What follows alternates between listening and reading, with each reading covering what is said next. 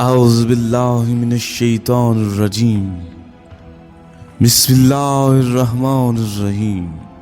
ابو سلط حروی نے امام علی رضا علیہ السلام سے روایت کی، آپ علیہ السلام نے فرمایا میرے والد ماجد امام موسیٰ کاظم علیہ السلام نے مجھ سے بیان کیا کہ ایک مرتبہ میں اپنے والد ماجد علیہ السلام کے پاس بیٹھا ہوا تھا کہ ہمارے دوستوں میں سے ایک شخص آیا اور اس نے کہا کہ دروازے پر بہت سے سوار کھڑے ہیں اور آپ سے ملنے کے خواہش مند ہیں۔ میرے والد ماجد نے مجھ سے فرمایا کہ جا کر دیکھو وہ کون لوگ ہیں۔ میں نے جا کر دیکھا، بہت سے اونٹوں پر صندوق لدے ہوئے تھے اور ان کے ساتھ ایک شخص گھوڑے پر سوار تھا۔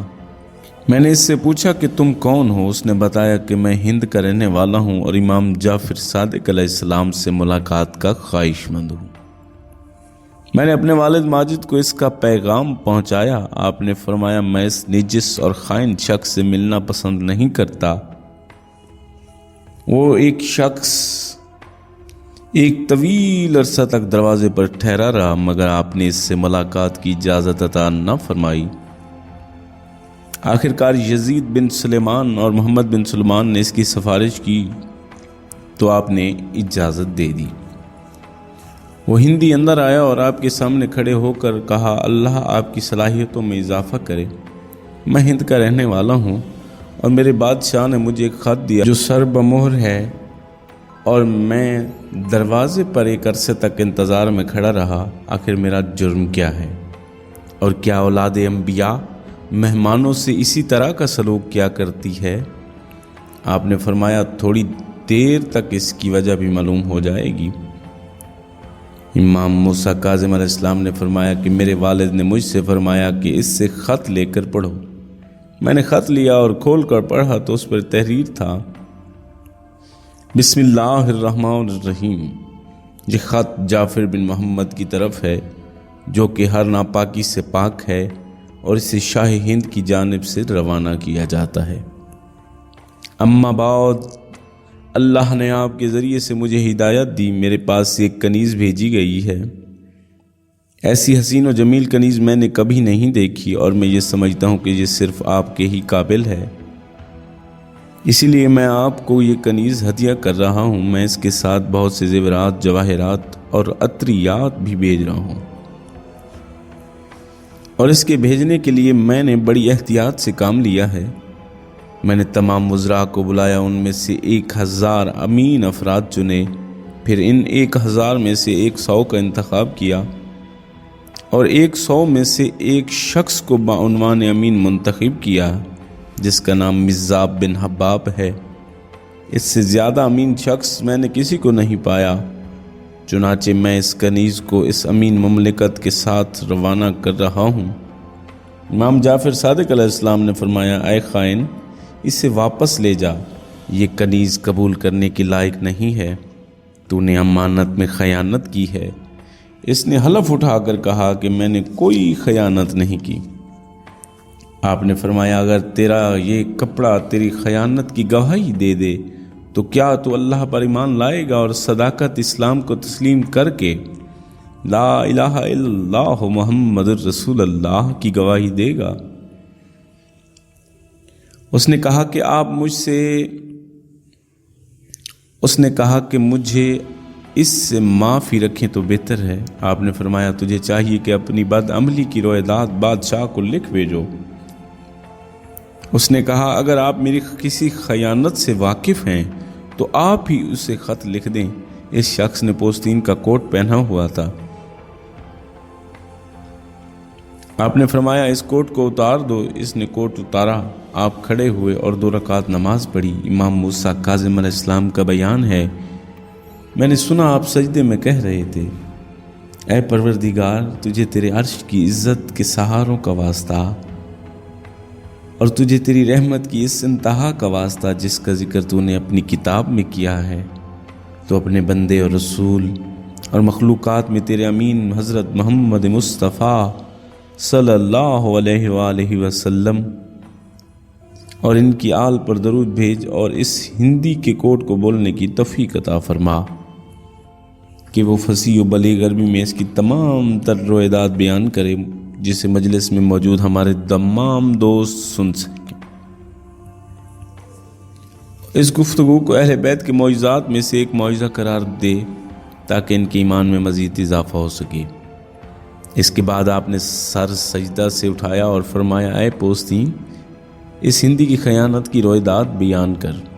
جیسے ہی آپ کے الفاظ ختم ہوئے، کوٹ میں حرکت پیدا ہوئی اور وہ دمبا کی مانند بن گیا، اور اس نے کہا، اے فرزند رسول، شاہ ہند نے اس شخص کو اس کنیز پر امین مقرر کیا تھا اور اس نے اسے ہدایت کی تھی کہ وہ اس کی حفاظت کرے، لیکن جب ہم سفر کرتے ہوئے ایک صحرا میں پہنچے تو سخت بارش ہوئی اور ہمارا سامان بھیگ گیا۔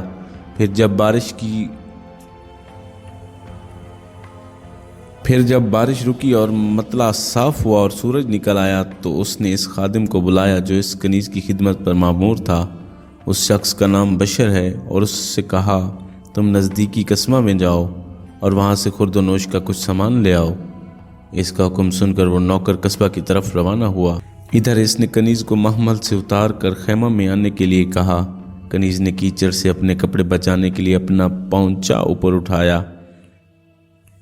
اس بد دیانت کی نظر اس کی پنڈلی پر پڑی تو اس نے کنیز کو دعوت گناہ دی اور کنیز بھی راضی ہو گئی۔ چنانچہ اس نے امانت میں خیانت کی۔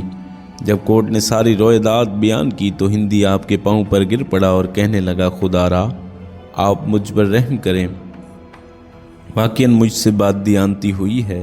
اس کے اقرار جرم کے بعد کوٹ اپنی اصلی حالت پر آ گیا۔ آپ نے ہندی سے فرمایا، اب اس کوٹ کو پہن لے۔ ہندی نے جیسے ہی کوٹ پہنا تو اس کے گلے میں چپک گیا، جس سے اس کا سانس گھٹنے لگا اور اس کا چہرہ سیاہ ہو گیا۔ امام علیہ السلام نے فرمایا، اے کوٹ، اس کو چھوڑ دے تاکہ یہ اپنی بادشاہ کے پاس جائے اور اس کو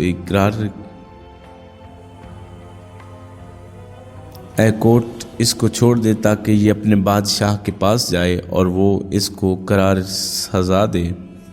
کوٹ نے اس کا گلا چھوڑ دیا۔ پھر ہندی نے کہا، آپ کو خدا کا واسطہ دیتا ہوں کہ آپ اسے قبول کر لیں۔ اگر آپ نے اس ہدیہ کو واپس کیا تو بادشاہ مجھے ناقابل برداشت سزا دے گا۔ آپ نے فرمایا، اگر تو اسلام لے آئے اور کلمہ پڑھ لے تو میں یہ کنیز تجھے ہبہ کر دوں گا اور تیرے بادشاہ سے تیری سفارش بھی کروں گا۔ ہندی نے اسلام قبول کرنے سے انکار کر دیا۔ پھر آپ نے کنیز کے علاوہ بادشاہ کے بھیجے ہوئے دوسرے تحفے قبول کر لیے اور ہندی کو کنیز سمیت واپس بھیج دیا۔ اس کے بعد وہ ہندی کنیز کو ساتھ لے کر اپنے وطن چلا گیا۔ پھر کچھ ماہ بعد سلطان ہند کی طرف سے آپ کو اس مضمون کا ایک خط موصول ہوا، بسم اللہ الرحمن الرحیم، امام جعفر صادق علیہ السلام کے نام بادشاہ ہند کی طرف سے۔ اما بعد، میں نے ایک کنیز اور کچھ عاجزانہ ہدیہ آپ کو خدمت میں روانہ کیے تھے۔ آپ نے میرے ہدیے قبول کر لیے، لیکن آپ نے کنیز کو مسترد کر دیا، جس سے میرے دل میں شکوک و شبہات پیدا ہوئے اور میں اس نتیجے پر پہنچا کہ انبیاء اور ان کی اولاد صاحب علم ہوتی ہے اور میرے قاصد نے امانت میں خیانت کیا ہے، لہٰذا میں نے اپنی طرف سے جعلی خط تیار کیا اور میں نے اس سے کہا کہ امام نے مجھے خط لکھا ہے جس میں انہوں نے تیری خیانت کی شکایت کی ہے۔ اس کے بعد جب میں نے اس پر سختی کی تو اس نے اپنی خیانت کی تمام داستان مجھ سے بیان کی اور اس نے مجھ سے کوٹ کا واقعہ بھی بیان کیا۔ یہ واقعہ سن کر مجھے جہاں غصہ آیا وہاں یہ خوشی بھی ہوئی کہ میرے دل کو آپ علیہ السلام کی صداقت پر زیادہ یقین آ گیا اور اس سے مجھے اطمینان ہو گیا کہ آپ صحیح معنوں میں انبیاء کے وارث ہیں۔ اب مجھے آپ کی امامت پر مکمل اطمینان قلب ہو چکا ہے۔ میں نے دونوں بدکاروں کو قتل کرا دیا ہے اور اب میں دل کی گہرائیوں سے ایمان لاتا ہوں، یہ کہتا ہوں، میں گواہی دیتا ہوں کہ اللہ کے علاوہ کوئی معبود نہیں اور حضرت محمد اللہ کے رسول ہیں اور آپ اللہ کی حجت ہیں۔ پھر کچھ دنوں کے بعد شاہ ہند ترک وطن کر کے امام کی خدمت میں حاضر ہوا اور ہمیشہ کے لیے اس نے آپ کے پاس رہائش